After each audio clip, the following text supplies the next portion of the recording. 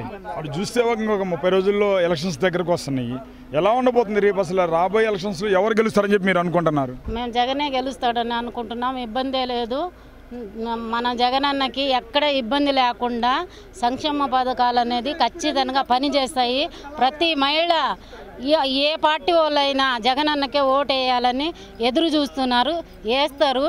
ఖచ్చితంగా జగనన్నే సీఎం అవుతాడు. అది తథ్యం. కానీ జగన్ సీఎం కానీ అంటున్నాడు మా పవన్ కళ్యాణ్ వల్ల కాదు, చంద్రబాబు వల్ల కాదు, ఇంకొక పార్టీ వల్ల కాదు, ఎవరి వల్ల కాదు. ఖచ్చితంగా మన జగనన్నే సీఎం అవుతాడు. దాని వరకు అయితే ఎటువంటి ఇబ్బందే లేదు.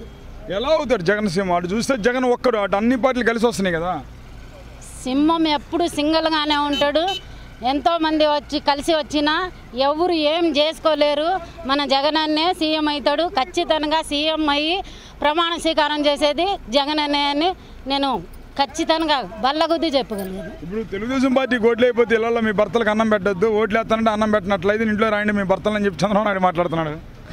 ఆయన అనుకుంటే ఇద్దా ఇవన్నీ ఈయనకే పెట్టారేమో చూడండి ఒకసారి కావాలనుకుంటే. అలాంటి ఏముండదు. ఖచ్చితంగా జగనన్నకే ఓటేస్తారు. మహిళల ప్రతిపక్ష పార్టీ మనము జగనన్న.